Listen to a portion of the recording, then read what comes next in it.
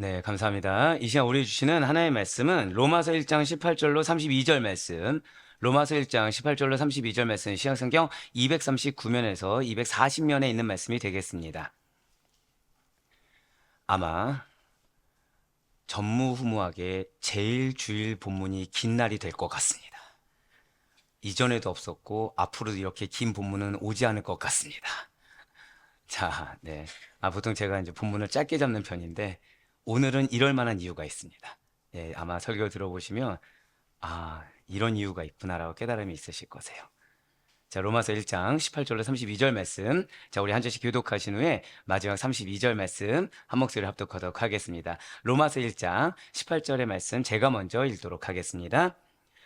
하나님의 진노가 불의로 진리를 막는 사람들의 모든 경건하지 않음과 불의에 대하여 하늘로부터 나타나나니 이는 하나님을 알만한 것이 그들 속에 보임이라. 하나님께서 이를 그들에게 보이셨느니라. 장세로부터 그의 보이지 아니하는 것들 곧 그의 영원하신 능력과 신성이 그가 만드신 만물에 분명히 보여 알려졌나니 그러므로 그들이 핑계하지 못할지니라. 하나님을 알되 하나님을 영원하게도 아니하며 감사하지도 아니하고 오히려 그 생각이 허망하여지며 미련한 마음이 어두워졌나니 스스로 지혜 있다 하나 어리석게 되어 썩어지지 아니하는 하나님의 영광을 썩어질 사람과 새와 짐승과 기어다니는 동물 모양의 우상으로 바꾸었느니라. 그러므로 하나님께서 그들을 마음의 정욕대로 더러움에 내버려 두사 그들의 몸을 서로 욕되게 하게 하셨으니 이는 그들이 하나님의 진리를 거짓으로 바꾸어 피조물을 조물주보다 더 경배하고 섬김이라. 주는 곧 영원히 찬송할 이시로다. 아멘. 이 때문에 하나님께서 그들을 부끄러운 욕심에 내버려 두셨으니 곧 그들의 여자들도 순리대로 쓸 것을 바꾸어 영리로 쓰며 그와 같이 남자들도 순리대로 여자 쓰기를 버리고 서로 향하여 음욕이 부릴 듯하며 남자가 남자와 더불어 부끄러운 일을 행하여 그들의 그릇 때문에 상당한 보응을 그들 자신이 받았느니라.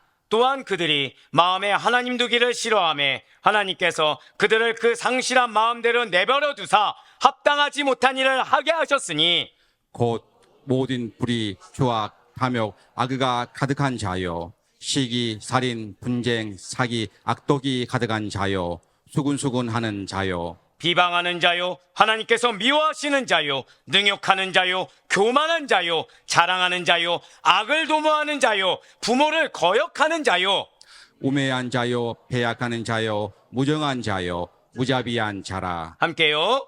그들이 이 같은 일을 행하는 자는 사형에 해당한다고 하나님께서 정하심을 알고도 자기들만 행할 뿐 아니라 또한 그런 일을 행하는 자들을 옳다 하느니라. 아멘. 할렐루야.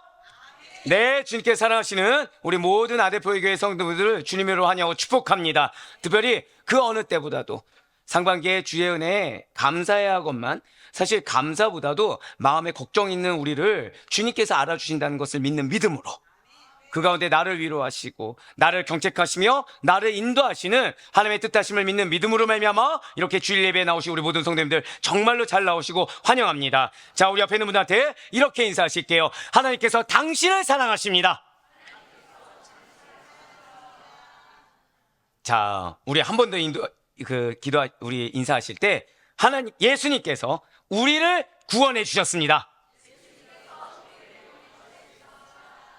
자, 마지막으로 한 번 더요. 자, 우리 한 번 더 인사하실 때 우리의 가정은 하나님의 가정입니다.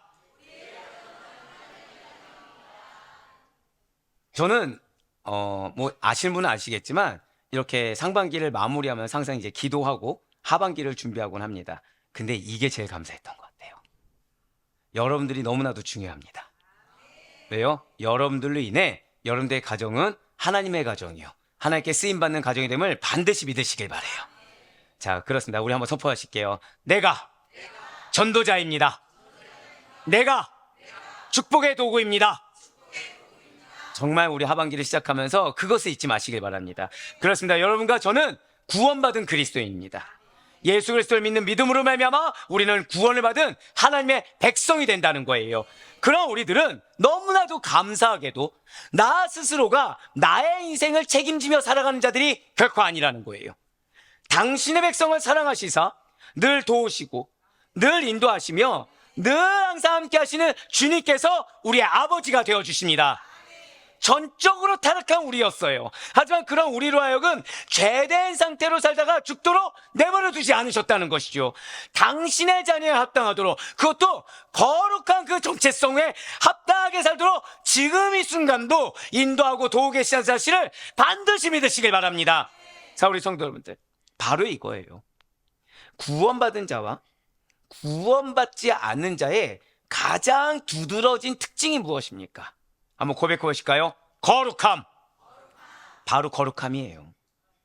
내가 얼마나 잘하냐 못하느냐가 중요하지 않습니다. 내가 지금 어떠한 영적 상태로 막 충만하냐 충만하지 않냐, 이것이 중요하지가 않아요. 지금 이 순간 내가 거룩을 추구하고 있느냐, 지금 이 순간 내가 정말 예수님을 사랑하길 원하고 정말 예수님을 닮아가길 원하며, 내가 지금 이 순간 고백하실게요. 나는 주님의 기쁨이 되길 원합니다. 그것을 원하느냐 아니면 전혀 추구하고 있지 않느냐, 바로 그 차이라는 거죠. 진실로 저와 여러분은 구원받은 하나님의 백성으로서 세상과는 구별되어 거룩하신 하나님을 닮아가기를, 죄 없으신 예수님처럼 살아가기를, 주님의 기쁨이 되는 자로 나아가기를 추구하는 자들이 바로 여러분과 저요, 우리의 본질인 줄 믿으시길 바랍니다. 날이 가면 갈수록, 때가 가까우면 가까울수록 악해져가는 세상과 멸망해가는 사람과 동화되어 가는 자들이 여러분과 제가 아니라는 거예요. 그렇습니다. 안타깝게도 세상에 속한 사람들은 이전보다 점점점 더 심각한 죄를 지으며 살아갑니다. 아니, 이 세상을 누가 주관하십니까? 믿음이 너무 없으신데요. 자, 좋아요. 이 세상을 누가 창조하셨습니까? 그럼 이 세상을 창조하시고 운행하시고 주관하시는 분은 누구십니까? 우리 그거 의심치 않아요. 자, 그러면 하나님은 선하실까요? 악하실까요? 정말 믿으십니까? 그럼 이 세상은 선합니까? 악합니까? 왜 대답이 없으시죠, 갑자기? 맞아요. 이게 의구심인 거예요. 이게 의구심인 겁니다. 자, 한 번 더요. 여러분들의 가정을 누가 주관하십니까? 이쪽은 좀 믿음이 있는 것 같고 이쪽은 전혀 믿음이 지금 맞아요. 우리 머리로 알고 있어요. 나를 통해 하나님이 역사하실 것이다.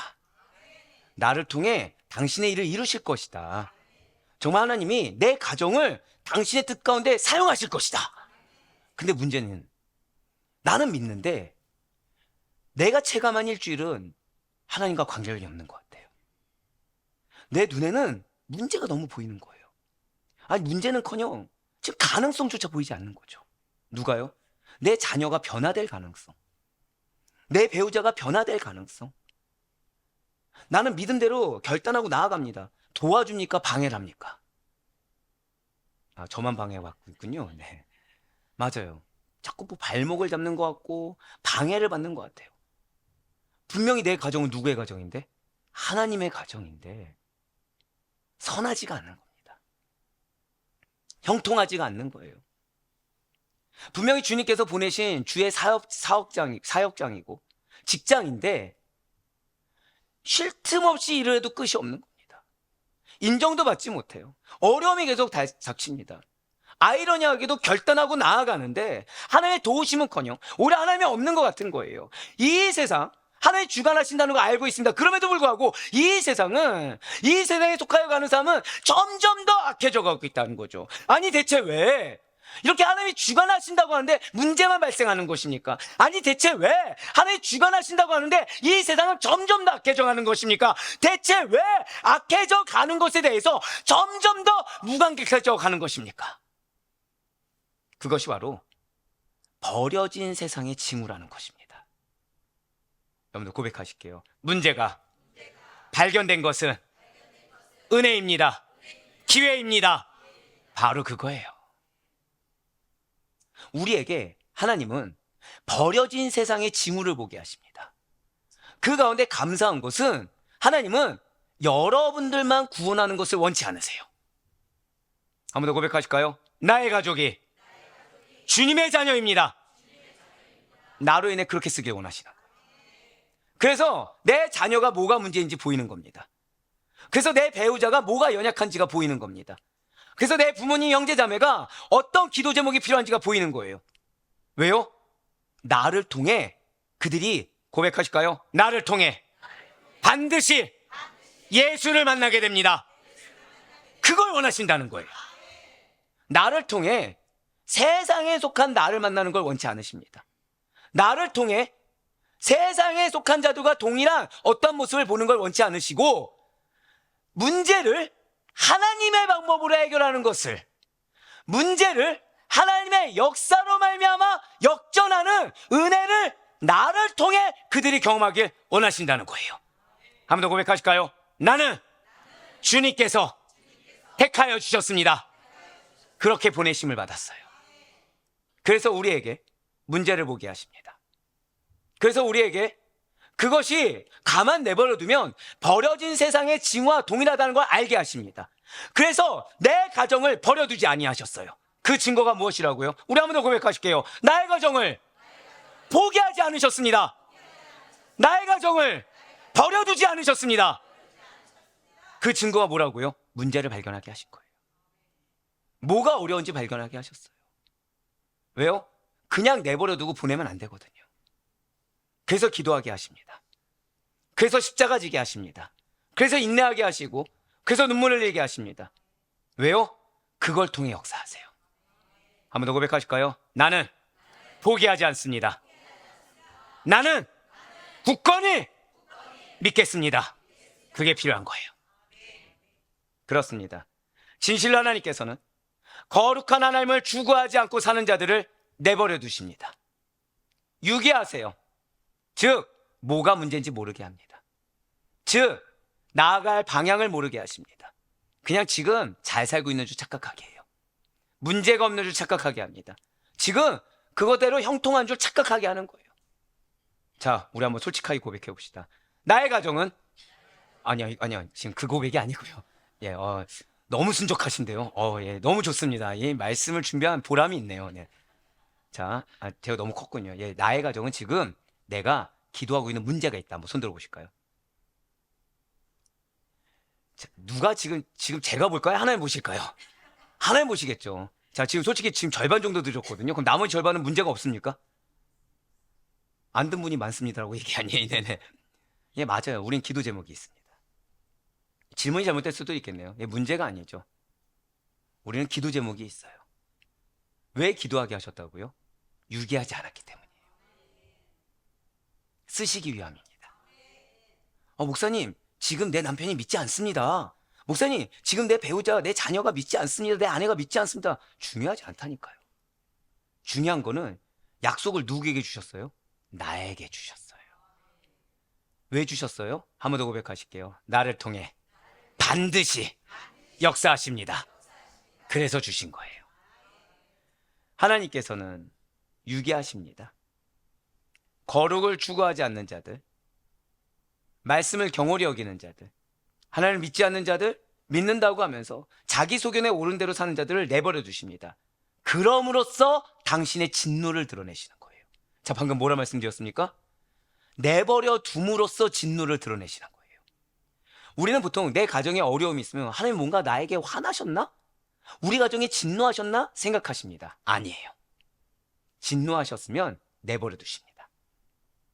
진노하신 것이 아니라 기회를 주고 계십니다. 진노하신 것이 아니라 은혜를 주고 계신 거예요. 그래서 기도하게 하시는 거고, 그래서 문제를 발견하게 하신 거고, 그래서 그걸 두고 믿음으로 나아가게 하시는 거예요. 그래서 그러한 우리들과 별개로 진노 아래 버려진 세상은 하나님의 진노하심을 무엇으로 증명해요? 악함이 극에 달한 것으로. 자, 좋아요. 여러분들 왜 지금 문제로 인식하죠? 그 상태로 가면 악한 것을 알기 때문입니다. 그 상태로 가면 하나님의 뜻과 반대되는 걸 알기 때문이에요. 하나님 싫어하시는 걸 알기 때문에 문제가 되는 것입니다. 여러분들 솔직히 지금 문제로 여기는 걸요, 여러분들 만약에 세상에 속한 자로 한번 산다고 생각해 보세요. 그 문제로 여길 것이 몇 개나 될까요? 10가지 중에 한두 가지 문제로 삼을까요? 나머지 문제가 되지 않습니다. 근데 10가지 중에 전부 다 왜 문제가 되죠? 이유는 하나님이 여러분들 가정을 유기하지 않았기 때문이에요. 하나님이 여러분들의 가정을 향한, 지금 여러분들만이 아니라 뭐라고 말씀드렸어요? 한 번 더 고백하실게요. 나의 가정에는 확실한 비전이 있습니다. 할렐루야! 그래서 우리는 감사해야 되는 거예요. 오늘 어떤 날입니까? 오늘 맥주 감사 주일이에요. 많은 분들이 상반기 동안 우리 가정에 나에게 베푸신 은혜에 대해서 감사한다고 하죠. 아니요. 맥주 감사 주일의 원 뜻을 보면 선택하심부터 감사합니다. 하나님께서 나를 택하여 주신 것부터 감사합니다. 나를 택하여 주셔서 나를 살려주셨고, 나를 택하여 주셔서 여기까지 하나님께서 이끌어 주셨고, 나를 택하여 주셔서 받을 자격 없는 나에게 때를 따라 돕는 대로 계속해서 은혜를 주고 계신 거예요. 거기다 더해서 무엇을 감사해야 된다고요? 한 번 더 고백하실게요. 나에게, 나의 가정에 약속이 있습니다. 그거 감사하는 거예요. 가나안이 있다는 걸 감사할 수 있는 거. 비록 지금 나의 형편은 광야지만 가나안이 있다는 거에 감사하는 거. 빌립 지사였으면 뭐가 감사했을까요? 지금 내쫓기는 거가 문제가 아닌 거죠. 사마리아에 비전이 있다는 거에 대한 감사, 가사 광야로 가라는 거에 대한 명령이 있는 거에 대한 감사, 아소도라는 나는 할 수 없지만 하나님의 뜻이, 크신 뜻이 있는 곳에 나를 보내심에 대한 감사. 기껏 보낸 곳이 가이사라지만 여기가 우상이 있냐 없냐가 중요한 것이 아니야. 고백하실게요. 가이사라에도 광야에도 뜻이 있습니다. 그거에 감사하는 거예요. 그게 맥주감사주일입니다. 한 번 더 고백하실게요. 맥주감사주일은 감사하며 결단하는 날입니다. 바로 그것입니다. 이렇게 하나님의 진노를 벗어나서, 진노를 벗을 자격이 없는데 진노를 벗어나서 구원받은 백성이 되었다는 것, 거기에 대해서 내가 사랑하는 자를 하나님께서 그들의 행실을 보는 것이 아니라 나의 믿음을 보시사 그들을 사랑하고 계시고 그들을 당신의 섭리 가운데 계획하고 계시며 그들과 함께 동일한 비전과 약속을 주신 사실에 대해서 감사하는 것입니다. 이렇게 구원받은 우리는 지난주 주일 예배를 통해서 무엇에 대한 은혜를 받았죠? 이신득이에 대해서 은혜를 받았어요. 인간이 왜 이신득이라는 것을 해야 되는 것입니까? 예수 그리스도를 믿는 믿음으로 말미암아 의롭다 하심을 왜 얻어야 되는 것입니까? 그 이유는 오늘 말씀 때문이에요. 버려진 세상의 징후들을 보면서, 즉 우리는 뉴스의 험난한 소식들을 보면서, 이 세대의 악함을 보면서 우리만큼은, 우리의 가정만큼은 그러한 하나님의 진노를 피하고 축복과 은혜의 길로 나아가기 위함이요 나아갈 수 있다는 사실에 감사하기 위함입니다. 이렇게 할 수 있다는 것이 얼마나 큰 감사인지를 깨닫고 더욱더 거룩한 은혜의 길을 사모하고, 즉 세상이 악하면 악할수록 그와 구별된 존재로 나를 부르시고 나의 가정을 부르심으로, 즉 내 가정에 트러블이 있냐 없냐 중요하지 않아요. 내 가정에 어떤 물질의 문제, 건강의 문제, 환경의 문제, 관계 문제가 있냐 없냐 그게 중요하지 않아요. 이 악한 세대 가운데 우리 한번 더 고백하실게요. 나를, 나의 가정을 구별되이 불러주셨습니다. 그게 중요해요. 거듭 말씀드립니다. 내 가족 구성원 중에 누가 믿음이 없어 어렵습니까? 그래서 나를 부르셨다니까요. 그들 덕분에 내 존재 가치가 증명되고 있는 겁니다. 내 자녀와 내 가족 중에 누군가가 내 속을 뒤집어 놓고 있으니까 감사하시라니까요. 그들이 나를 부른 존재 가치를 증명해 주고 있어요. 죄송하지만 그들로 인해 내가 축복을 받고 있습니다. 그들로 인해 내가 능력을 받고 있습니다. 그들로 인해 내가 쓰임을 받고 있는 거예요. 그래서 그들을 이 버려진 세상에 징후 가운데 들어가지 않도록 하기 위해 나를 부르신 거예요. 나를 택해 주신 거예요. 내가 눈물 흘리는 거 중요합니까? 안 중요합니까? 중요하지 않아요. 내가 고생하는 거 중요합니까? 중요하지 않습니까? 중요하지 않아요. 왠지 아십니까? 고백하실게요. 나의 눈물은, 나의 땀은 기쁨의 씨앗이 됩니다. 그래서 중요하지 않아요. 그래서 오늘 구원받은 자로서, 사명이 있는 자로서, 약속을 받은 자로서 하나님의 그 거룩한 사명의 뜻을 받아 그 은혜 가운데 주의 뜻을 감당하고 있는 우리에게 하반기를 시작하는 바로 오늘 이 시점에 맥주 감사주일 하반기를 시작하는 바로 오늘 이 말씀을 허락하신 거예요. 바로 로마서 16마의 복음의 틀에 그 네 번째 시간으로 우리 한번 고백해 보실까요? 드러난 진노, 버려진 세상의 징후.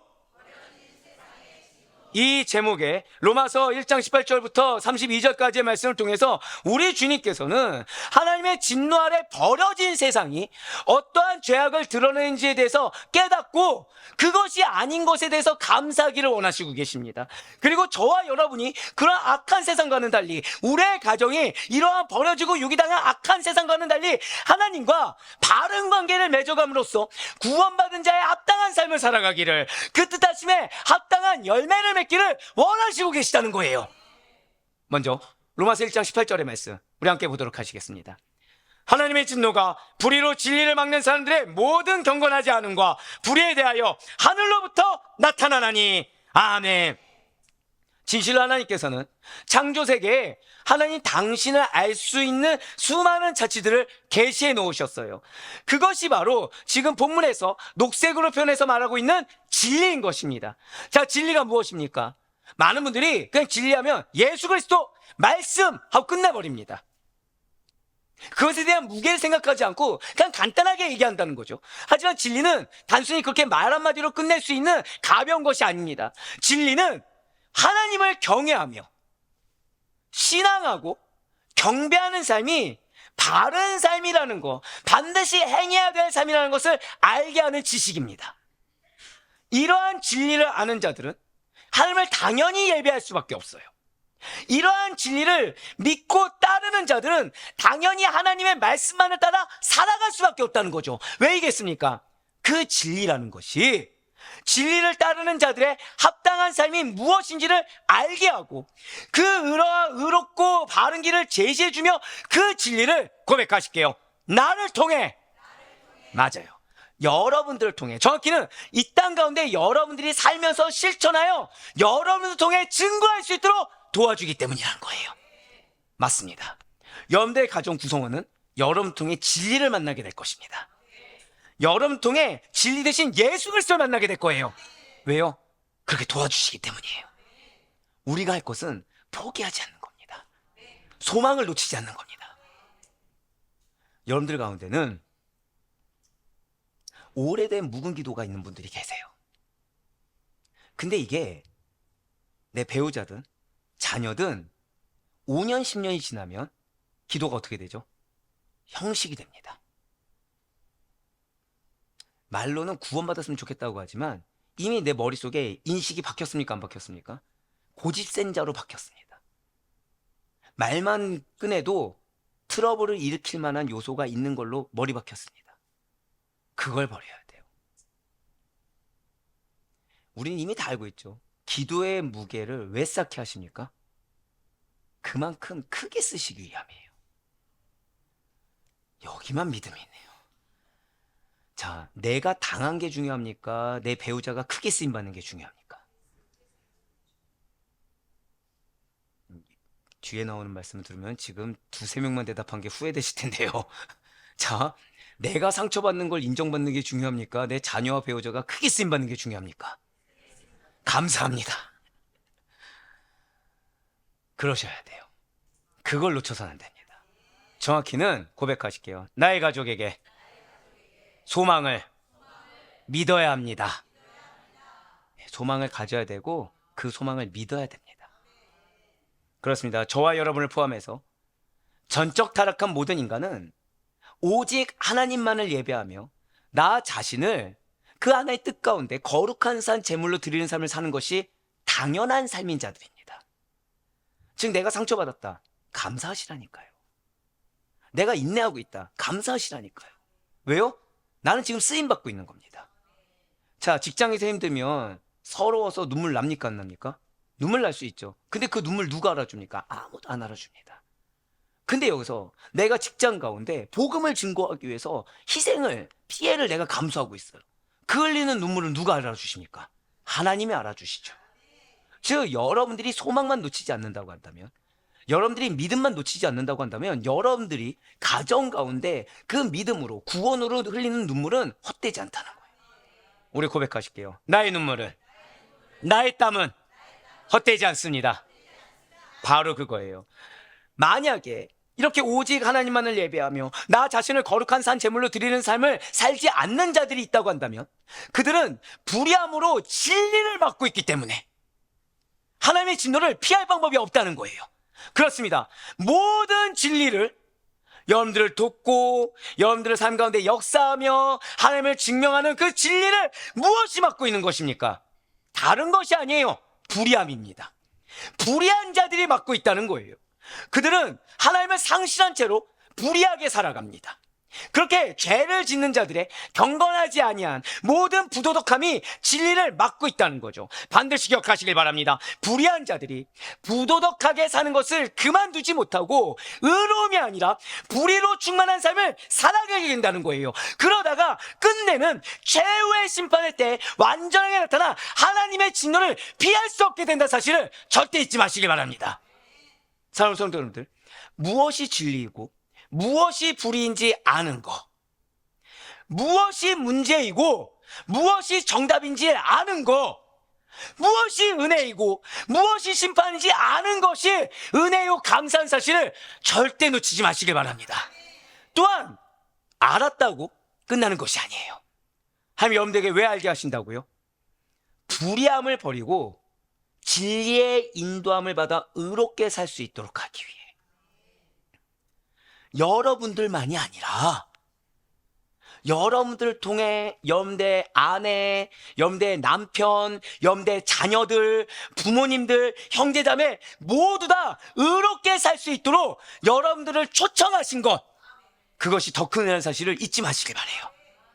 내가 행하는 부도덕함과 경건하지 못한 그 모든 것들이 진리를 막아서고 있는 악한 행위가 되고 있다는 것을 모른 채로 살아간다면, 아니 정확히는 내가 지금 부도덕하다는 사실조차도, 내가 지금 경건하지 못하다는 사실조차도, 내가 지금 하나님의 기쁨은커녕 하나님의 근심거리가 되고 있다는 사실조차도 인지하지 못한 채 열심히는 살아갑니다. 하지만 말하는 것들마다, 행동하는 것들마다 진리를 막아서고 있고 하나님을 막아서고 있다고 한다면 이 얼마나 불쌍한 일입니까? 쉽게 말씀드릴까요? 노력해요, 열심히 살아요, 인내해요. 근데 하는 곳곳마다 심판의 근거만을 삼고 있는 거예요. 누군가는 상급의 근거를 삼고 있는데 나는 모르고 있어서, 무엇이 문제인지 모르고 있어서 열심히 이 생활을 살고 있는데 기껏 심판대 앞에서 딱 가서 결산을 받아왔더니 혼낼 거리, 심판받을 거리를 쌓아놓고 있는 거죠. 얼마나 안타까운 일이고 얼마나 불쌍한 인생이 되는 것입니까? 진실로 하나님께서는 이미 이 땅 가운데 불의에 대한 진노를 부분적으로 드러내셨어요. 자, 방금 뭐라 말씀드렸죠? 불의에 대한 진노를 부분적으로 드러내셨습니다. 좀 더 쉽게 말씀드릴까요? 여러분들의 가정 가운데 문제가 생길 때가 있어요. 어려움이라는 것이 생길 때가 있습니다. 그럼 여러분들 어떤 마음이 드십니까? 야, 하나의 기회를 주셨구나. 나보고 기도하라는 거구나. 이거는 지금 내가 기도하면 반드시 역사하실 것이다. 이렇게 생각 드십니까? 아니면 내가 뭐 잘못했나? 내 남편 뭐 잘못했나? 내 아내 뭐 잘못했나? 내 자녀 뭐 잘못했나? 그것 때문에 하나님 지금 진노하셨나? 이런 생각 드십니까? 고백하실게요. 문제는 기회입니다.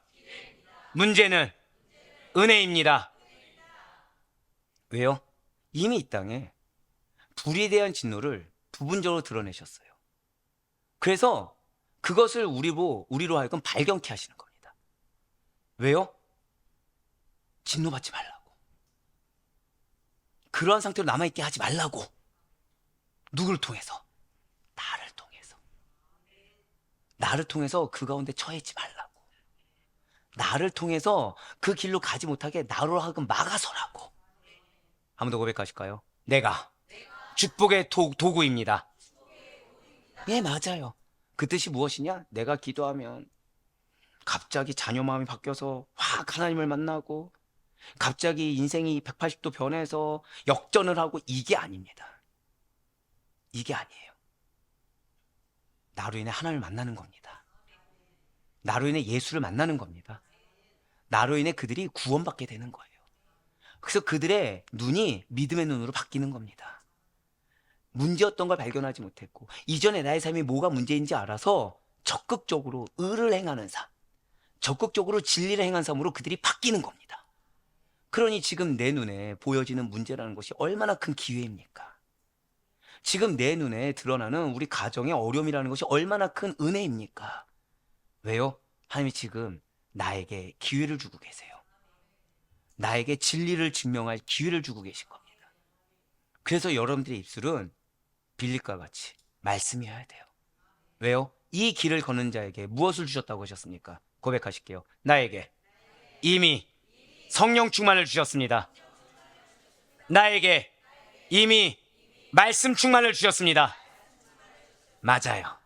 근데 내가 인간적인 마음으로, 인간적인 힘으로 뭔가를 해결해 보려고 하니까 안 되는 거죠. 내 기질로 뭔가 해보려고 하니까 안 되는 겁니다. 내 계산으로 뭔가 하려니까 안 되는 겁니다. 하나는 지금 믿음으로 진리를 추구하게 하라고 했는데 나는 믿음으로 돈을 추구하고 있거든요. 난 믿음으로 자녀의 직장을 추구하고 있거든요. 난 믿음으로 결혼을 추구하고 있고 난 믿음으로 삶의 변화를 추구하고 있거든요. 영적인 변화요? 아니요, 세상적인 변화를. 그러니까 안 되는 거죠. 무엇을 추구해야 된다고요? 진리를 추구해야 되는데. 구원이 우선인데 구원받아서 어떻게 된다가 아니라 이 영역은 누구의 영역입니까? 구원 이후의 영역은 누구의 영역이죠? 구원도 하나님의 영역이요. 구원 이후에 내 가족을 사용하신 것도 하나님의 영역입니다. 믿으십니까? 근데 내가 벌써 구원 이후의 영역을 내가 생각하고 있는 거예요. 내 배우자가 이렇게 됐으면 좋겠다. 내 자녀가 이렇게 됐으면 좋겠다. 그것도 기준이 다 뭐죠? 세상적으로 믿는 사람들 중에 성공한 사람들을 벌써 머릿속에 딱 담아두는 겁니다. 지금 그걸 버리셔야 돼요. 그게 오히려 우리 가족의 가능성을 내가 제한하는 겁니다. 한 번 더 고백하실게요. 나의 가족은 하나님의 가족입니다. 그렇습니다. 하나님께서는 이미 이 땅 가운데 불에 대한 진노를 부분적으로 드러내셨어요. 하지만 그날에는 더 이상 은혜의 기회도 더 이상 회개의 시간도 남아있지 않습니다.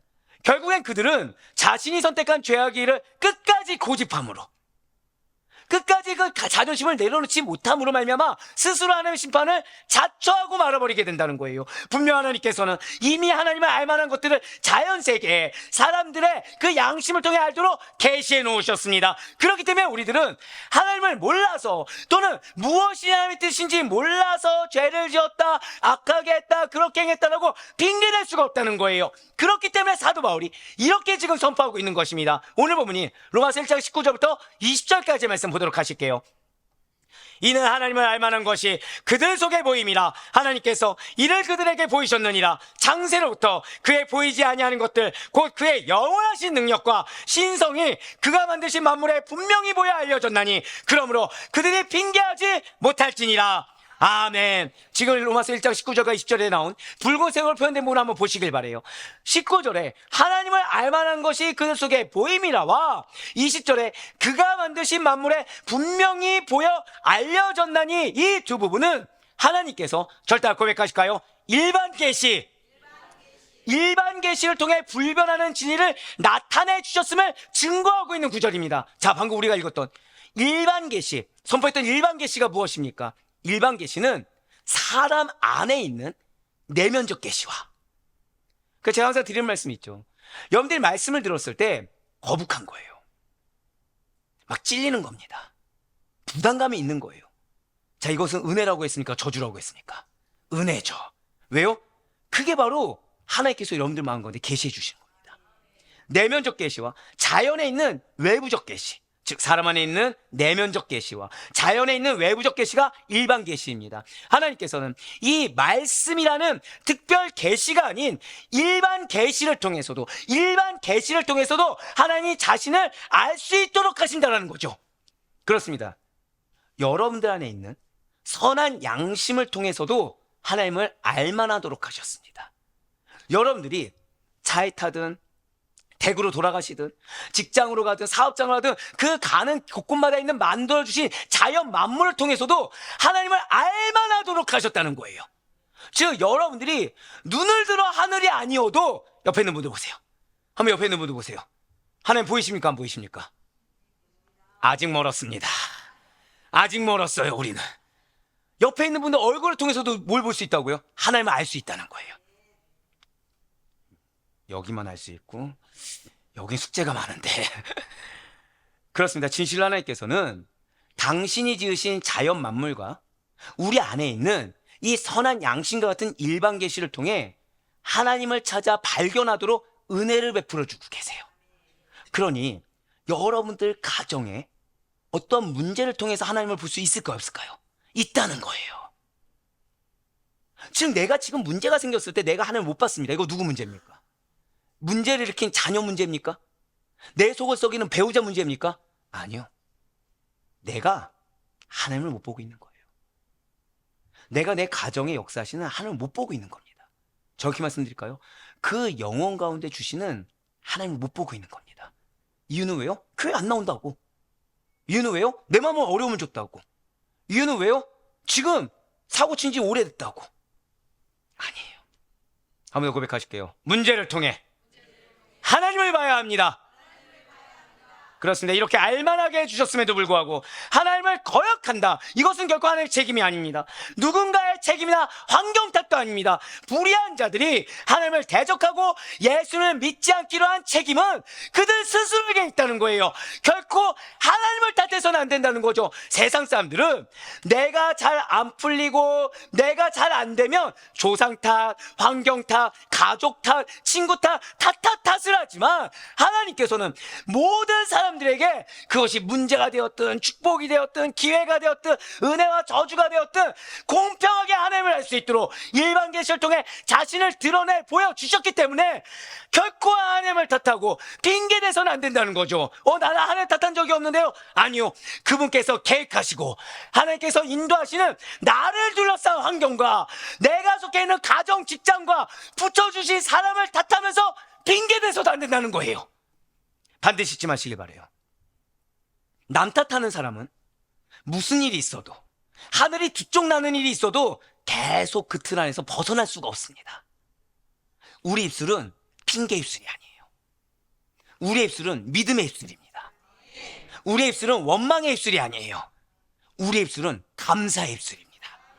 분명 하나님께서는 인간에게 자유의지를 주셔서 하나님이 기뻐하시는 일을 하도록 했습니다. 우리 옆에 있는 분들한테 이렇게 인사하실게요. 우리 하나님이 기뻐하시는 일을 합시다. 맞아요. 우리만큼은 그래야 돼요. 우리는 그러라고 부르심을 받았어요. 그렇지만 세상에 속한 자들은 어떠합니까? 그러한 선한 자유의지를 무엇에 쓰고 있습니까? 안타깝게도 하나님을 대적하고 하나님을 거역하는 데 사용하고 있어요. 하나님을 상실한 채로 살아가면서 그것이 무엇이 문제인지조차 알아차리지 못합니다. 하나님을 나의 삶과 모든 영역에서 소외시킵니다. 하다못해 교회 안에 있는 사람도 믿음은 따로 삶은 따르라고 얘기합니다. 분명 하나님께서는 영광 받으시게 홀로 영광 받으시게 합당한 분임에도 불구하고 그분에게로 돌릴 영광을 나의 것으로 취해버려요. 말로는 하나님 말하지만 내가 중요합니다. 내가 인정받아야 됩니다. 내가 사랑받아야 됩니다. 내가 보상받아야 돼요. 그러면서도 뻔뻔하게 고개를 두고 내가 이렇게 고생했으니까, 내가 이렇게 눈물 흘렸으니까, 내가 이렇게 기도했으니까, 내가 이렇게 봉사하고 섬겼으니까, 그러면서 진리 앞에서 뻣뻣하게 구는 모습을 하나님 앞에서 증명하고 있다는 거죠. 말로는 아니라고 그래도 그 본심과 그 삶은 자신을 하나님보다 더 소중히 여기면서, 자신을 하나님보다 더 가치 있게 여기면서 그것을 당연하게 살아가고 있다는 거예요. 하나님께서는 이렇게 후한무치하고 어리석은 자들이 그들 소견대로 옳은 대로 살면서 계속 죄짓고 계속 실수하고 잘못하다가 멸망하도록 내버려 두신다는 거예요. 이것을 신학적인 용어로 고백하실까요? 하나님의 유기하심. 하나님의 유기하심이라고 합니다. 우리는 여기서 이제 해답을 얻었어요. 왜 저렇게 사는데 잘 풀리지? 어떻게 저렇게 살아가는데 다 잘 되는 것 같지? 이유가 왜라고요? 내버려 두시는 거예요. 내버려 두시는 거예요. 노력해서 물질을 많이 쌓았으니까 그게 본인의 심판의 근거가 됩니다. 뭔가 은혜를 많이 받은 것 같습니까? 그게 심판의 근거가 되는 거예요. 이렇게 하나님께 버림받은 인간들, 유기당한 자들이 하는 행실이라는 것은 그야말로 어이없는 일들 뿐입니다. 하나님만을 영화롭게도 하지 아니하고 하는 말과 하는 행동마다 하나님을 슬퍼하시는 일들만을 함으로써 하나님의 진노를 쌓아가고 있어요. 그러면서도 자신의 기준과 자신의 판단으로 그럴 일은 없어. 하나님은 나의 노력 아시잖아. 하나님 나의 눈물 아시잖아. 하나님 내가 얼마나 봉사하고 얼마나 헌금했는지 아시잖아. 하나님 나의 모든 걸 아시잖아 라고 여기면서 살아간다는 거예요. 기준이 누구라고요? 판단의 기준이 누구라고요? 내가 되면서. 이에 대해 사도 바울은 진노 아래 유기당한 자들이 짓는 죄악들을 지금 이제 열거하고 있습니다. 크게 두 가지 죄로 나누어서 설명하고 있어요. 그것은 불신앙의 죄와 성적 타락을 포함한 도덕적인 범죄인 것입니다. 자, 지금 20절 아래로 나와 있는 말씀이 어떤 말씀이라고요? 20절 아래로 나와 있는 말씀이 불신앙의 죄와 성적인 타락을 포함한 도덕적인 범죄를 기록하고 있는 것입니다. 그렇습니다. 하나님께 버림받은 세상은 유기당한 자들의 죄악들이 이렇게 드러난다는 거예요. 무엇이 됐든 간에 여기서 벗어나지 못한 상태로 드러나게 된다는 거죠. 그러한 죄악들, 즉 불신앙의 죄, 성적 타락을 포함한 도덕적인 범죄가 말세에 갈수록 극에 달하게 됩니다.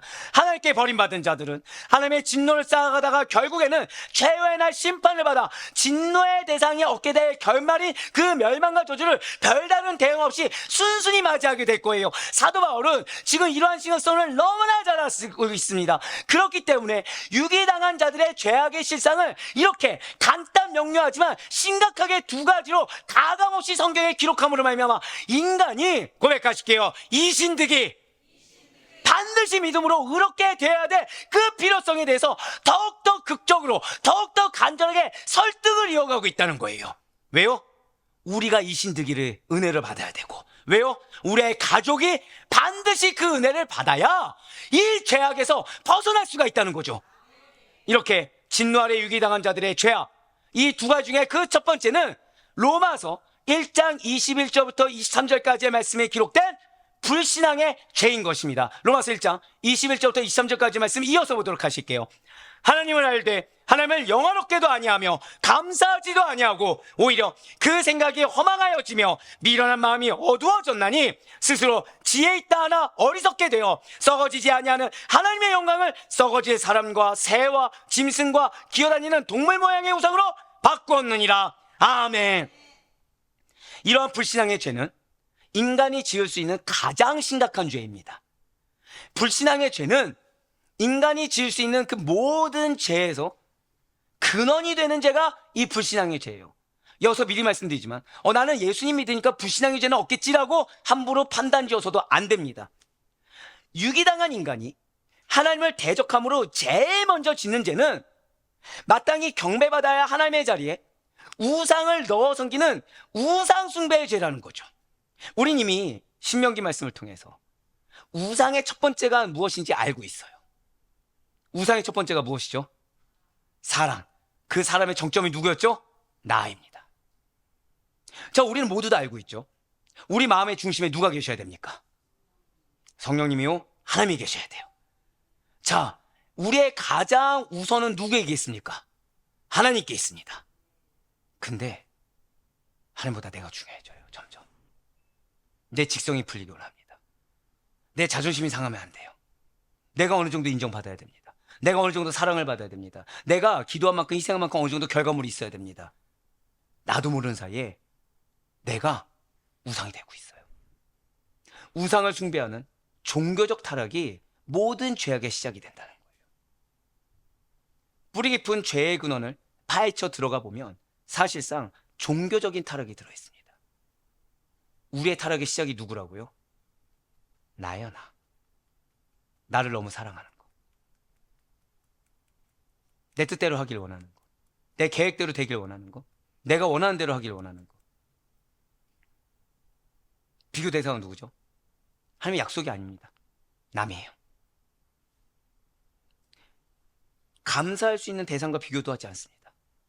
아무리 감사할 만한 거리를 주셔도 내 욕심의 기준을 삼아서 더 나은 사람들, 더 괜찮은 사람들, 더 좋아 보이는 사람들 계속해서 비교하는 거예요. 누구 때문에 이렇게 됐어요? 나 때문도 아니에요. 내 배우자 신앙이 연약해서, 내 자녀의 신앙이 없어서 하나님이 지금 내가 한 만큼 도와주지 않아서 계속 또 뭐하고 있어요? 탓을 하고 있어요. 예, 맞습니다. 우리는 알게 모르게 하나님의 자리에 누굴 세우고 있습니까? 나를 세우고 있어요. 하나님 자리에 누굴 세우고 있습니까? 인간을 세우고 있어요. 근데 그것이 사실은 나도 인지하지 못했지만 고백하실게요. 종교적인 타락. 그게 종교적인 타락입니다. 분명히 일반 계시를 통해서 하나님을 알만 합니다. 그럼에도 불구하고 종교적인 타락을 이룬 자들은 하나님을 영화롭게 하지 않습니다. 감사하지도 않아요. 허망하고 미련한 마음으로 영적으로 어두워져 있습니다. 여러분들 죄송한 말씀이지만 감사거리보다 내 눈에 문제거리가 많이 보인다는 것은 내가 영적으로 어두워졌다는 증거입니다. 방금 뭐라 말씀드렸어요? 감사할 거리보다, 또는 말로는 감사하지만 이게 지금 고민입니다, 걱정입니다, 이 말 자체가 감사보다 뭐가 무서워 보이는 거예요? 문제가. 그리고 문제가 감사라고 받아들이지 않는 거. 왜라고요? 고백하실게요. 나는 영적으로 어두워져서는 안 됩니다. 예, 맞아요. 내가 영적으로 어두워졌다는 증거이기 때문에 내가 영적으로 밝아지는 것이 우선입니다. 내 믿음의 눈이 뜨여지는 것이 우선입니다. 불신앙의 죄를 짓는 자들은 그들의 마음과 생각이 하나님이 아니라 무가치한 것으로 가득 차서 결국에는 선을 행할 줄 모르고 하는 것것마다 더러운 자가 될 뿐이라는 거예요. 그래서 다윗이 지금 이렇게 선포하고 있는 것입니다. 시편 14편 1절부터 3절까지의 말씀이 이렇게 증거하고 있어요.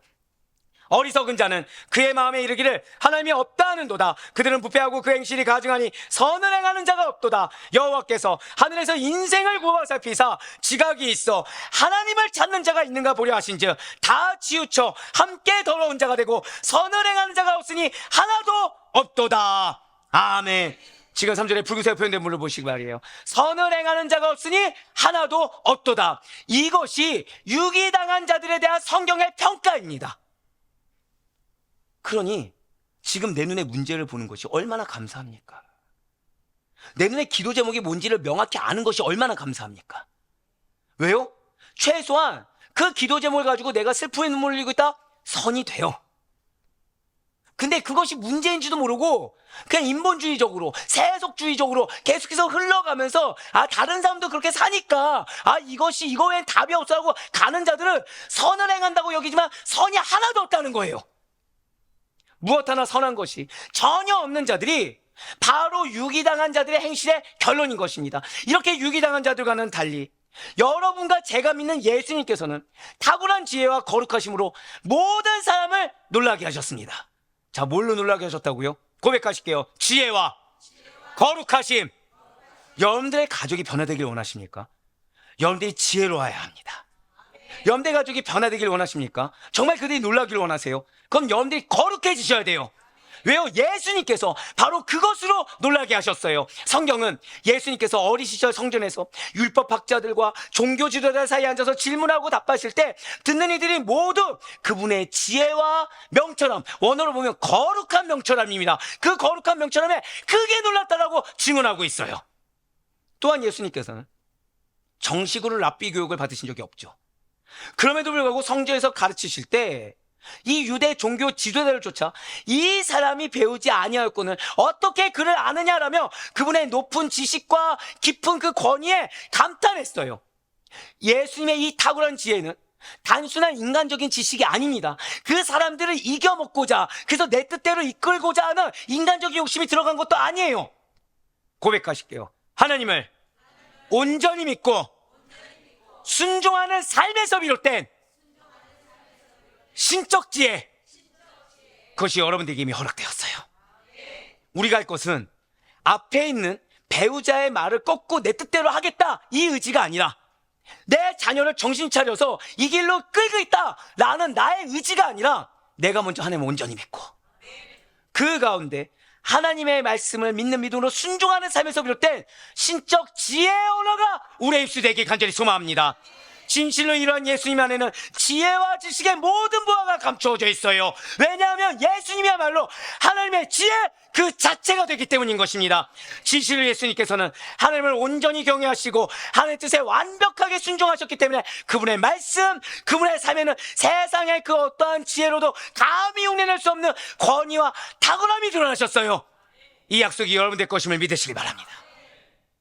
이미 주님께서는 빌립기서 말씀을 통해서, 지난 주일 계속해서 선포되는 말씀을 통해서 여러분들의 입술에 권세를 주셨다고 약속해 주셨어요. 그 입술의 권세가, 내 욕심이 들어와서 어떻게 권세가 있겠습니까? 내 탐욕이 있어서야 어떻게 권위가 드러나겠습니까? 고백하실까요? 나의 입술은 말씀의 입술입니다. 나의 언어는 믿음의 언어입니다. 한 번 더 고백하실까요? 나의 가정은 하나님의 가정입니다. 할렐루야. 내가 믿지 아니하고서 어떻게 믿음의 언어가 나오겠습니까? 내가 약속 붙들지 않고서 어떻게 말씀의 언어가 나오겠습니까? 문제는 권위와 권세를 어디에 부여하셨다고요? 바로 그 믿음의 언어에, 바로 그 말씀의 언어에. 한번 생각해 보세요. 여러분들의 가족이 여러분들을 보고서 누구를 만나고 있는지 한번 생각해 보세요. 인간을 만나고 있는데, 연약한 사람을 만나고 있는데 어떻게 변화되겠습니까? 하나님의 사람을 만나야죠. 예수 그리스도의 제자를 만나야죠. 그냥 단순히 교회 다니는 자로서 몇 가지 성경말을 한다고 해서 다가 아닙니다. 한 번 더 고백하실까요? 나의 삶이 증거입니다. 거기에 권위와 탁월함이 있습니다. 이처럼 불신앙의 죄는 인간을 어리석고도 무가치하게 만들지만, 참된 신앙과 그분의 말씀을 온전히 신뢰하는 그 순종은 예수님처럼 참된 지혜와 거룩함의 열매를 낳는다는 사실을 반드시 기억하시길 바라요. 사도 바울이 설명한 유기당한 자들의 첫 번째 죄악인 이 불순종의 죄에 이어서 이제 두 번째 죄악인 도덕적인 범죄, 이 도덕적인 범죄는 로마서 1장 24절부터 32절까지의 말씀이 기록되어 있어요. 이러한 도덕적인 범죄는 종교적인 범죄, 불신앙의 죄에서 비롯됩니다. 진실로 하나님과의 관계가 올바르게 설정되지 못한 인간은 이 불신앙의 죄에 이어서 도덕적인 범죄를 저지른 수순을 자연스럽게 밟게 된다는 거죠. 바울은 그래서 지금 이 24절부터 32절까지의 말씀을 통해 성적 타락을 포함해서 인간이 지을 수 있는 여러 가지 도덕적인 범죄를 쭉 열거하고 있어요. 유기당한 자들이 그들의 타락한 본성에 의해서 더러운 그 욕정에 몸을 맡겨 욕되게 하고, 모든 불의와 추와 탐욕과 악의, 시기와 살인, 질투, 분쟁 등을 일삼는다는 것이죠. 우리 로마서 1장 27절부터 31절까지의 말씀을 쭉 보도록 하실게요. 그와 같이 남자들도 순리대로 여자 쓰기를 버리고 서로 향하여 음욕이 부릴 듯하며, 남자가 남자와 더불어 부끄러운 일을 행하여 그들의 그릇 때문에 상당한 보응을 그들 자신이 받았느니라. 또한 그들이 마음에 하나님 두기를 싫어하며 하나님께서 그들을 그 상실한 마음대로 내버려 두사 합당하지 못한 일을 하게 하셨으니, 곧 모든 불의, 추와 탐욕, 악의가 가득한 자요, 시기, 살인, 분쟁, 사기, 악독이 가득한 자요, 수근수근하는 자요, 비방하는 자요, 하나님께서 미워하시는 자요, 능욕하는 자요, 교만한 자요, 자랑하는 자요, 악을 도모하는 자요, 부모를 거역하는 자요, 우매한 자요, 배악하는 자요, 무정한 자요, 무자비한 자라. 아멘. 우리는 사실 궁금증이 있었어요. 아니 대체 왜 하나님께서 다스리는 세상이라고 하는데 이런 말로 형용할 수 없는 범죄가 이렇게까지나 드글드글 득실될까? 반드시 잊지 마실 것은, 만약에 저와 여러분이 하나님께 선택된 백성이 아니라고 한다면, 정확히는 여러분들 통해 하나님께서 쓰기로 작정하신 것이 아니었다고 한다면, 방금 전 봤던 성경 본문의 죄악들이 우리들의 모습이고 우리들의 자상이 되었을 거라는 거예요. 그렇습니다. 인간이 해서는 안 될 죄를 범하게 됩니다. 타락한 본성을 그대로 내버려두면 성범죄와 각종 도덕적인 범죄를, 그것도 시간이 지나면 지날수록 더더욱 놀랄 만큼 발전된 죄악을 자행하게 된다는 거예요. 우리 한 번 더 고백하실까요? 문제를 발견하게 하신 것은 큰 은혜입니다. 왜요? 발전시키지 않는 거예요. 유기하지 않고 거룩한 가정으로 쓰기 위해. 그래서 뭐가 문제인지 알게 하시는 겁니다. 뭐가 문제인지 발견하게 하신 거예요. 여러분들 마음 어렵게 하라고요? 아니요. 한 번 더 고백하실까요? 문제를 발견하게 하실 때는 이미 해답도 있습니다. 그걸 믿으셔야 돼요.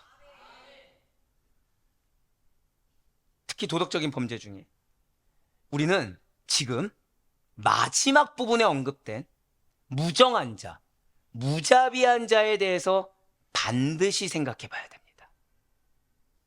아니, 사람이 성향상 정이 좀 없어 보일 수도 있지 않습니까? 아니, 사람이 좀 무뚝뚝하다 보니 자비하지 못한 것처럼 여겨질 수도 있지 않습니까? 이렇게 무정하다, 무자비하다, 그러니까 사랑이 좀 없다, 이것이 유기당한 자들이 짓는 대표적인 도덕적인 범죄라고 하기엔 너무 과한 거 아닙니까? 라는 생각이 들 수도 있겠죠. 하지만 오늘 잘 들으셔야 될 것은 바로 이 부분이에요. 무정하다, 무자비하다가 그렇게 나의 입장에서, 인간의 입장에서 여겨질 수 있을 만한 호락호락한 정도의 죄가 결코 아니라는 거예요. 한 번 더 고백하실까요? 나를 사랑의 도구로 부르셨습니다. 이걸 기억하시면서요, 무정하다는 것은 가족적인 사랑과 친족 간의 사랑이 없는 자들의 행태를 일컫는 말입니다. 부모가 자녀에게 쏟는 사랑이라는 것은 생명이 깃들어 있는 모든 생명체의 본능이자 하나님께서 창조하신 인간의 기본적인 미덕이에요. 그런데 이 바울이 로마서를 쓸 당시 로마 광장에는 기록을 보면요, 하루에도 30-40명의 유아들이 유기되는 일이 일상다반사였습니다. 그러니까 광장을 가면 30-40명의 아기들이 유기돼 있어요. 그러면은 노예라든지 인신매매로 끌고 가는 자들이 있겠죠. 그럼 광장이 비었을까요? 또 채워질까요? 또 채워집니다. 그들은 왜냐? 육체적인 결함이 있는 아이들을 아무렇지 않게 로마 광장에 내버립니다. 근데 이 당시 때 유행하던 성범죄 중에 하나가 근친상간이었습니다. 근데 여러분들 근친상간이 유전병이 있는 건 알고 계시죠? 기록이 있으니까. 그러니까 그 유전병을 안고 딱 태어나면 어떻게 하는 거예요? 무조건 로마 광장에 버리는 거예요. 보란 듯이. 자, 방금 뭐라 말씀드렸어요? 보란 듯이 버리는 겁니다. 그것이 어떠한 범죄가 아니라 로마 시민으로서 누릴 수 있는 당연한 권리라고 여겼어요. 그래서 그들은 그거에 대해서 뭐가 문제인지 모르고 있습니다. 그런데 놀랍게도 이런 모습 오늘날에 있습니까, 없습니까? 있다는 거예요. 태아 살해. 뱃속의 태아가 아무런 저항 없이 부모에게 버림받아 갈기갈기 찢겨서 버려지는 현실은 무정한 죄의 대표적인 사례입니다. 정상적인 영성을 가진 자들이 해서는 안 될 죄악 중에 하나가 이 무정한 것이라는 거예요. 여러분들, 부모는 다음 세대를 위해 사명이 있는 자들입니다. 부모는 자녀를 위한 사명이 있는 자들입니다. 자녀를 위한 삶이 아니라 다음 세대를 위해 나를 내어드리는 모습이 아니라 현재 나와 나의 감정, 나의 어떠한 상황을 위해 자녀를 희생시키는 것, 나를 위한 삶을 위해 자녀가 헌신하는 것을 당연히 여기는 마음과 모습이 안타깝지만 무정한 죄의 모습이라는 거예요. 그렇다면 무자비한 것은 어떻습니까? 도움이 필요한 자들에게 자비를 베풀기는커녕 불쌍히 여기지 않는 자들이 이 무자비한 죄를 번번이 짓고도 멀쩡히 잘 살고 있다는 거예요. 당시 로마 사회에서 이런 모습이 있었습니다. 수많은 노예들이 존재했어요. 그런데 그 노예 주인들의 대다수가 매우 무자비했다는 거죠. 자, 당시에 로마법에는 뭐가 있었냐면 주인들이 자신의 소유의 노예를 고문할 권리가 있었고 죽일 권리 또한 가지고 있었습니다. 이게 정말 안타까운 일인데 당시 로마에 유행이 있어요. 무슨 유행이 있었을까요? 그냥 죽이는 것이 아닙니다. 사람들이 놀랄 만큼 고문을 하고서 죽이는 거예요. 그게 뭐였다고요? 유행이었습니다. 그래서 주인은 자기 멋대로, 자기 감정대로 다른 옆에 있는 사람한테 인정받고자 노예를 고문하거나 고문 끝에 비인간적으로 죽인 일이 태반이었어요. 양심의 가책 느낄까 안 느낄까요? 안 느끼는 거예요. 왜입니까? 주인에게 있어서 이 노예는 단지 물건에 불과한 있든 없든 상관이 없는 무생물처럼 취급되었기 때문이라는 거죠. 안타깝게도 이러한 모습은 오늘날도 마찬가지입니다. 사람을 짐짝처럼 취급하면서 자신에게 도움이 되지 않고 불필요하다고 여겨지면 타인을 물건처럼 여깁니다. 자신의 이익에 조금이라도 반하거나 나에게 조금이라도 불이익을 준다고 여겨지면 무자비함으로 일관한 자들이 얼마나 많습니까? 부모님에 대해서는 어떻습니까? 요즘 굉장히 안타까운 소식들이 있죠. 부모님들이 유산을 언제 줘요? 유산을 언제 줍니까? 왜 죽기 전에 주죠? 예, 맞아요. 자녀들의 대우 때문이죠. 그럼 자녀들은 왜 그렇게 대우하죠? 부모를 뭘로 보는 겁니까? 돈으로 보는 겁니다. 무자비함이죠. 사람을 물건처럼 대하는 자들이 자기 이익에 조금이라도 손해를 끼친다고 여겨지면 그 타인을 헛된 말과 뜬솜으로 고문하고 있습니다. 나의 권리를 조금이라도 빼앗는 것처럼 여겨지는 자들이 있다면 어떻게 합니까? 그 질투심을, 그 상실감을 이기지 못해서 끝까지 물고 늘어진다는 거예요. 언제까지요? 그가 스스로 목숨을 포기하는 데 이르기까지 괴롭히는 무자비함을 보인다는 것입니다. 공동체에 손해가 있더라도 누가 인정받아야 돼요? 내가 인정받고 내가 사랑받아야 됩니다. 나를 위해 공동체가 있어야 되지, 내가 공동체를 위해, 내가 가족을 위해 인다 생각하지 않아요. 그 사람이 더 인정받고 더 상을 받는 거 보지 못합니다. 아무리 내가 잘못했다고 하더라도 내 자존심이 상하는 일만큼은 절대로 용납하지 못합니다. 다른 사람은 용납될 수 없어도 나는 용납되어야 되고 나는 괜찮아야 돼요. 조금이라도 내 마음의 불편함을 이기지 못합니다. 내 감정이 중요해요. 그래서 질투라는 교만한 감정 뒤에, 자존심이라는 교만한 감정 뒤에 숨은 무자비함을 발견하지 못한 채 나도 모르는 사이에 죄악을 범하고 말아버린다는 거예요. 사랑하는 우리 성도 여러분들, 유기당한 자들에게 나타나는 이 불신앙의 죄와 도덕적인 범죄들이 우리의 것이 되어서는 결코 안 됩니다. 우리는 이 죄악의 일부를 보이는 자들이 아니라 오히려 이것을 보이는 세상 가운데 하나님의 증거가 된 자들이 여러분과 저는 사실을 잊지 마시길 바라요. 우리의 가정에 문제가 왜 있다고요? 문제를 왜 발견해 가셨다고요? 여기까지 진도 나가는 걸 원치 않으시는 거예요. 막으시는 겁니다.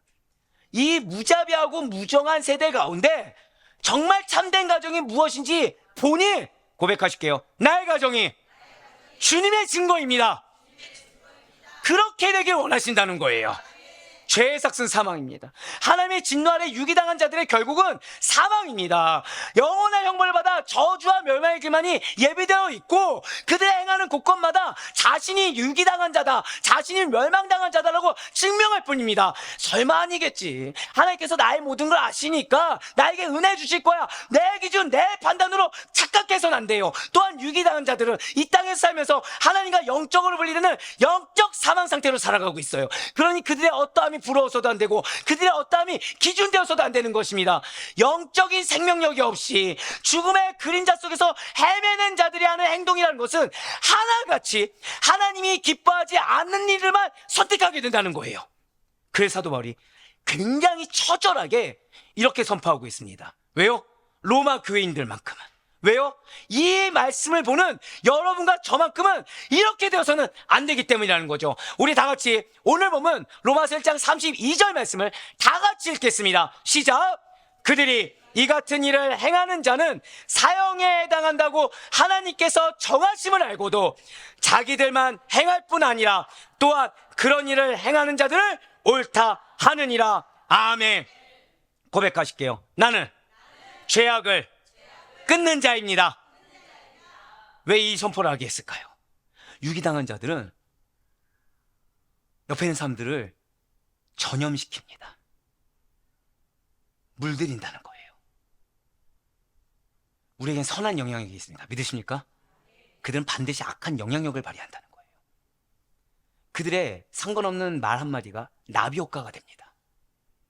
공동체 위해를 가하고 영혼의 위해를 가한다는 거예요. 진실로 타락한 영혼들이 당할 필연적인 결과는 멸망뿐입니다. 근데 그 멸망을 나만 얻는 것이 아니라 누구도요? 옆에 있는 지체도 얻게 하는 거예요. 유기당한 자들이 그들 스스로 하나님이 기뻐하지 않는 일로 가면서 또 다른 유기당한 자들의 악행에 동조까지 하고 또 다른 누군가를 유기당한 자로 전락시키는 것이 지금 사도 바울이 지적한 이 땅의 뼈아픈 현실이요 세속적인 모습인 것입니다. 이러한 형편의 놓인 자들이 무엇이 필요하다고요? 반드시 이 신들에게 은혜가 임해야 된다는 거예요. 반드시 회개의 은혜가 임해야 된다는 것입니다. 율법을 모르는 이방인들에게만 이 신들에게 은혜가 필요한 것입니까? 절대 아닙니다. 모든 인간은 이 신들에게 은혜가 반드시 필요해요. 회개의 은혜가 필요한 것입니다. 지금 우리 가정에 무엇이 필요합니까? 믿음의 은혜가 필요한 거예요. 우리 가정에 뭐가 필요한 것입니까? 회개의 은혜가 필요한 거예요. 누가 회개해야 됩니까? 문제를 발견한 내가 하는 거예요. 깨닫지 못한 그들이 하는 것이 아니라 발견하게 한 내가 하는 것이고, 내가 그 믿음의 은혜를 사모해야 되는 것이고, 내가 본이 되어야 되는 것이며, 내가 십자가를 지고 가 내가 하나님의 기쁨이 되므로 나의 가족이 하나님의 기쁨이 되어야 함을 믿으시길 바랍니다. 진실로 하나님의 진노를 부르는 버려진 세상의 징후들이 우리들 눈앞에 보일 때마다, 즉 쉽게 문제가, 내 마음을 어렵게 하는 문제가 보일 때마다 우리는 내가 왜 이런 일 겪어야 되지? 왜 나만 이렇게 억울해야 되지? 왜 나만 이렇게 속상해야 되지? 왜 저 삶을 나에게 붙여주셨나라는 영적으로 무지한 질문을 이제 우린 더 이상 해서는 안 돼요. 그러할수록, 그러면 그럴수록 부지런히 한 영혼이라도 그 이신들의 은혜를 덧입을 수 있도록, 그 공동체가 주의 은혜를 온전히 더 받을 수 있도록 한번 고백하실까요? 내가 거룩한 본이 되어야 합니다. 그리스도를 증거하는 일에 집중하라라는 그 주님의 명령을 들으시길 바랍니다. 죄가 있는 곳에 임하는 하나님의 진노를 바로 알아야 우리가 전하는 복음의 가치와 진가를 제대로 알고 이해하게 돼요. 유기당한 자들에게 임하는 하나님의 진노를 알아야 지금 내 가정이 얼마나 감사한지, 나의 삶이 얼마나 감사한지, 그래서 얼마나 기대하며 나아갈 수 있는지를 깨닫게 된다는 거예요. 그래서 우리에게 주님은 당신의 진노라는 백성답게 인간에 속한 자들과 같이 동조해서 감정적으로 대처하고 감정적으로 소구하며 그러면서 죄악을 동일하게 범하는 것이 아니라, 한 번 더 고백하실게요. 온전히 분별하라. 맞아요. 온전히 분별해서 여러분들이 복음의 증거의 본이 되기를 원하고 계십니다. 사울의 아데포여기 성도 여러분들, 오늘 우리는 하나님의 진노 아래 버려진 세상의 실상을 보았습니다. 악한 세상에 놓여진 우리들이 진노 중에라도 긍휼을 잊지 않는 주님의 도우심으로 말미암아 내가 먼저 값없이 이신들기의 은혜를 덧입은 것이 얼마나 감사합니까? 우리의 가정을 이 은혜의 권속 아래 약속하여 주신 것이 얼마나 감사합니까?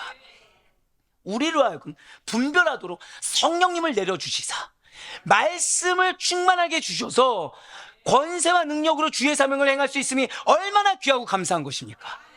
진실로 우리는 내가 발을 딛고 살아가는 이 땅과 세상이 아무리 어둡고 타락했다고 하더라도, 내 가정이 아무리 불편하고 답이 보이지 않는다고 하더라도 제일 먼저 나의 정체성을 절대로 잊어서는 안 돼요. 여러분들 누가 보내셨습니까? 하나님께서 보내셨어요.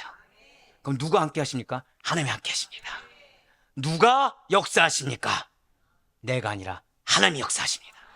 그 정체성에 합당하게 살아가는 우리 모두가 되길 소망합니다.